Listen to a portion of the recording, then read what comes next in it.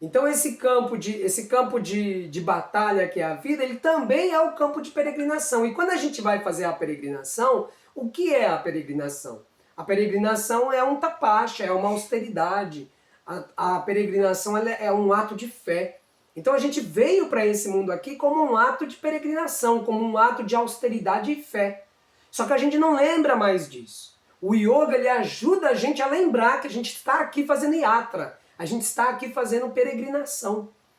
Então, como peregrinos, veja, se você falar, eu vou fazer, vamos supor, eu vou fazer o caminho de Santiago de Compostela, que é uma peregrinação, mas, né, estou usando um exemplo aqui para nós ocidentais. Então você tem lá o caminho de Santiago. Quando você fala, eu vou fazer o caminho de Santiago, olha, vai dar bolha no pé, vai doer as pernas, vai doer as costas, você vai sofrer uma série de situações complexas, intempéries da vida ali. Vai ser bem diferente do que você imaginou. Certamente.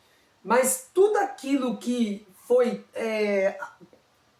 recebido naquele momento como dificuldade, como provação, como tentação e etc., tudo isso ao mesmo tempo está te fortalecendo no caminho. Não é? Então a gente está aqui em peregrinação. Então, se a gente puder recordar que todas as situações difíceis que nós enfrentamos na vida são inerentes a este yatra, são inerentes a essa peregrinação que a gente está fazendo, a gente consegue lidar com esses desafios sem se identificar demais com eles, sabe? Com a convicção, isso está acontecendo porque a inteligência suprema Ishvara, na forma do Atman no meu coração, determinou estes acontecimentos para fortalecer-me na minha capacidade de auto-rendição, de me render a esse mestre que habita dentro de mim, a ouvir mais a voz da intuição que é a voz do mestre, né? Da intuição especificamente Atman Buddhi, da intuição que nasce do nosso ser mais profundo. Então esse é um capítulo que eu considero ele extremamente pragmático. Pragmático. Por que ele é pragmático? Porque aqui está definido tudo aquilo que não é para se fazer e tudo aquilo que, beleza, é o que você deve demandar para si. Então eu animadamente aconselho a leitura de novo depois do 16º capítulo da Bhagavad Gita. Aliás, aproveita e lê a Bhagavad Gita inteira de novo, quantas vezes, várias vezes. Com certeza. Mas esse, né, para o nosso estudo aqui, bem importante para ele, que é o 16º, o destino dos insensatos. O que isso quer dizer? Né? O destino daqueles que não usam do bom senso. Usando o bom senso e a inteligência, a vida ela tem as suas dores inerentes. As dores inerentes da vida quer dizer que são as dores inexoráveis, é aquela que não vai ter jeito, sabe? Por exemplo, envelhecer, não vai ter jeito, adoecer, doença, velhice, as limitações todas que a gente experimenta na vida, é inevitável. Agora, fazer das dores, transformá-las em sofrimentos, aí já é uma escolha nossa por insensatez. As dores acolhamos, vamos recebê-las, porque não tem jeito. Krishna diz em um outro capítulo da Gita, ele fala para Arjuna, calor e frio, alegria e tristeza, fracasso e sucesso se sucedem, são inerentes. Suporta-os com coragem e boa vontade, ó Arjuna. Então a gente vai ter que suportar isso. Mas a gente pode suportar isso com leveza, desde que a gente não produza mais sofrimento em cima daquilo que já é inevitável, né? Então é por isso que fala do insensato, né? A gente vai falar, vamos entender que as almas demoníacas e as luminosas são simplesmente as almas demoníacas, insensatas. E quais são as almas luminosas?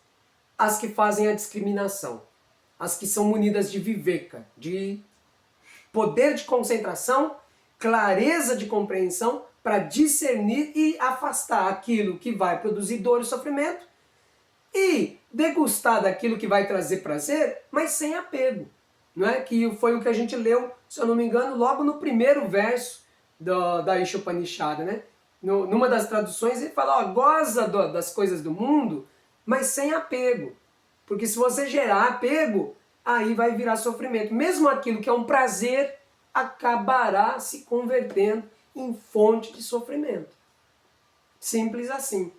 Então, no final das contas, tanto a Upanishad quanto todos os Yoga Shastras, eles estão simplesmente chamando a gente para ter bom senso. Ó, não seja insensato, seja inteligente, faça escolhas adequadas, tenha uma vida simples, uma vida digna, uma vida cheia de significado, de virtudes.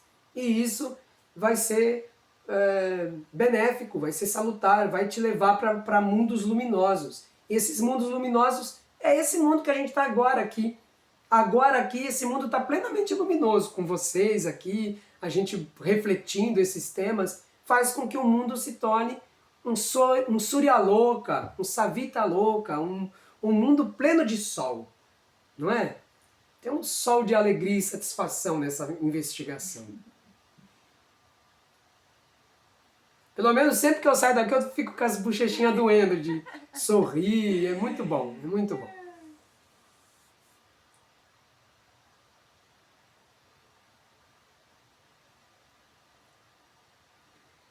Eu fico tentada a trazer mais uma partilhazinha rápida, que é uma coisa que eu já trouxe numa outra oportunidade, numa aula, mas, gente, desculpa, são tantas aulas que eu realmente não sei em qual situação que foi, então, que no estudo do Ayurveda, né, bem dessa parte que vem do estudo do Sankhya, daquilo que a gente conseguiu resgatar aí do que sobrou, né, da filosofia do Sankhya, muita coisa acabou se perdendo.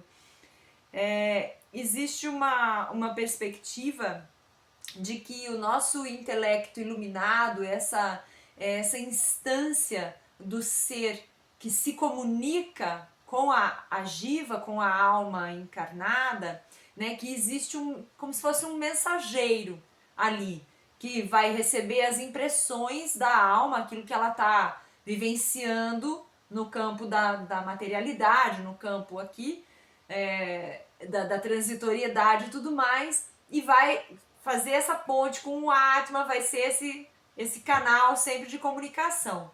E que quanto mais a gente dá atenção a essa instância, que a gente pode chamar de intuição, mas claro, num sentido bem profundo do que essa palavra significa, sem recorrer a um sentido misticoide dela, mas a intuição num sentido muito pragmático mesmo, que a nossa intuição ela fala conosco, inclusive a partir de coisas que nós já vivenciamos no passado, coisas que nós fizemos, escolhas, situações que a gente fez e que a gente viu qual foi o resultado, então houve lá um aprendizado e esse aprendizado ele fica ali, guardado, esperando a oportunidade dele ser útil. E aí a nossa intuição, né, tô dando um exemplo do que seria, né, esse Buddhi, como é chamado, a nossa intuição, no momento apropriado, ela vai dizer, lembra, não sei o que, e se a gente não dá atenção a isso, é como um instrumento que você não usa, que você não vai fazer o polimento adequado, você não vai cuidar dele adequadamente, então ele vai se tornando um instrumento inadequado, obsoleto até mesmo. A intuição ela vai deixando de se comunicar com a jiva na medida em que a jiva não dá atenção a ela. Enquanto que se a alma, a jiva, dá atenção para essa intuição, responde, recorda, fala, não, realmente, eu preciso prestar atenção, isso é um sinal, eu já passei por isso no passado, entende? E você vai com isso alimentando, nutrindo esse veículo, essa instância de comunicação, e assim você vai se mantendo cada vez mais e mais próximo do Atma, que vai sempre ser a luz a nos guiar. Sempre vai ser a luz a nos guiar, mas a lente, né, com que essa luz se comunica conosco aqui na matéria, ela precisa estar sendo constantemente cuidada, e o cuidado é justamente responder ao seu chamado, é justamente prestar atenção ao que está chegando do nosso próprio coração, que é essa intuição expandida, né, que fala com a gente. Então eu senti que tinha a ver com esse tópico, porque muitas vezes a gente falou um pouco de vício, a gente falou. E hoje, por exemplo, vou dar esse exemplozinho rapidinho. Eu combinei comigo mesma que eu ia acordar bem cedo hoje de manhã, porque eu tinha várias coisinhas que eu queria fazer. Eu queria fazer meu sada na minha prática, eu queria deixar um café da manhã pronto, tudo. Tinha uma lista certinho, e para isso eu tinha que levantar da cama às 5h30. Eu adoro fazer isso, adoro acordar às 5h30, mas tocou o despertador e aí veio lá o demôniozinho e falou: ai, mas tá tão gostosinho, continua na cama, não, volta, bota aí 6h30, daqui uma hora. Não fui eu o demônio, não fui eu. Aí eu fui lá e mudei o despertador para 6h30, tipo uma hora depois. Virei de lado, coloquei o travesseiro no meio das pernas, ajeitei aquele negocinho, você puxa o edredom e fala: ah, já era, dane-se. E lá, assim, internamente, a luz, sabe? Tipo, esse não foi o nosso combinado.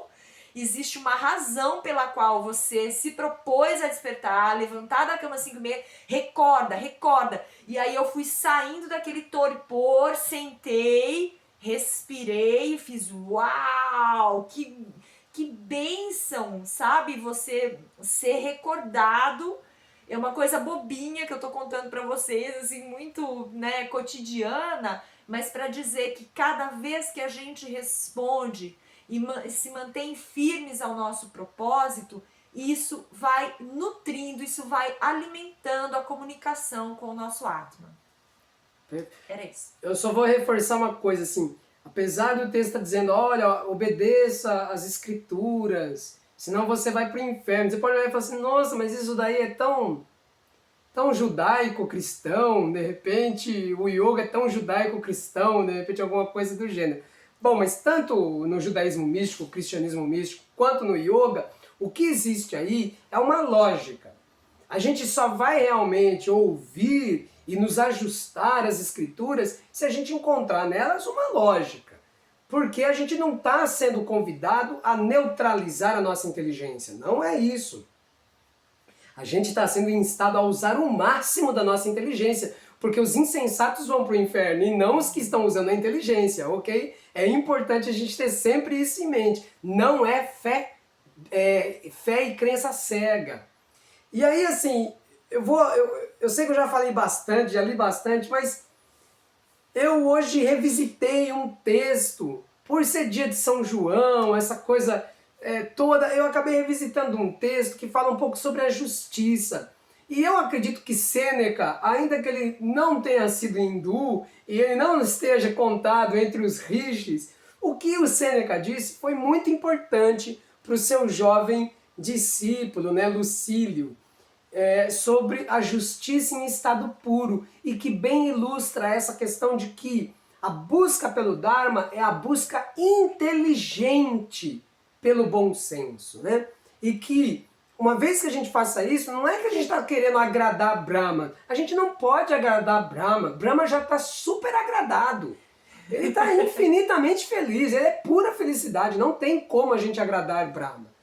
Ok? Então, para que a gente faz isso? E aí eu vou pegar aqui o título, né, que é a justiça em estado puro, pegando a virtude da justiça para a gente entender qual é a pegada lógica e pragmática da justiça.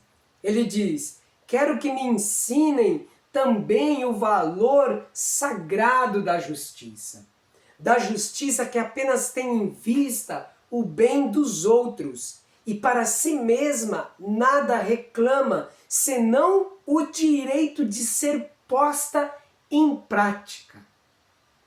Olha que belo isso, né? A justiça, ela não quer nada para ela. A única coisa que ela quer é ser colocada em prática. A justiça nada tem a ver com a ambição ou a cobiça da fama. Apenas pretende merecer aos seus próprios olhos.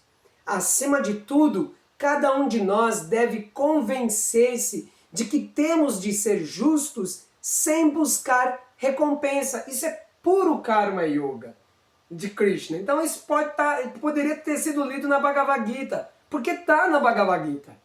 Mais ainda, cada um de nós deve convencer-se de que por esta inestimável virtude devemos estar prontos a arriscar a vida, abstendo-nos o mais possível de quaisquer considerações de comodidade pessoal. A tudo aquilo que diz respeito à virtude, não está procurando conforto para si. A virtude, por ser virtude, ela procura o bem para todos. Não há que pensar qual virá a ser o prêmio de um ato justo. O maior prêmio está no fato dele ser praticado. Mete também na tua ideia aquilo que há pouco te dizia. Não interessa para nada saber quantas pessoas estão a par do teu espírito de justiça. Fazer publicidade da nossa virtude significa que nos preocupamos com a fama e não com a virtude em si. Não queres ser justo sem gozares da fama de o ser? Pois fica sabendo, muitas vezes não poderás ser justo sem que façam mau juízo de ti. Em tal circunstância, se te comportares como sábio, até sentirás prazer em ser mal julgado por uma causa nobre. Quer dizer, se a gente está realmente abraçado à virtude, não vai ser de se estranhar que as pessoas te persigam por você ser virtuoso. E ainda assim, se te comportares como sábio, como um gnani, como um filósofo, como um amante do Supremo, é óbvio que além de tudo você ainda vai ficar feliz quando te perseguirem, porque vai ser o sinal de que você está fazendo a escolha certa. Vai ser o sinal de que você está abraçando a virtude. Se o mundo se coloca em acordo com você, sempre é bom desconfiar. Talvez eu não esteja andando certo. Quando as pessoas começarem a te perseguir, aí você vai começar a olhar e dizer, muito bem, acho que eu estou fazendo alguma coisa boa no mundo. Era isso que eu queria compartilhar aqui para encerrar nossa aula de hoje. Gratidão. Gratidão, gratidão, gratidão. Eu vou encerrar a gravação aqui. Tchau pro pessoal do Face, gratidão. Face não, YouTube, gratidão pela presença.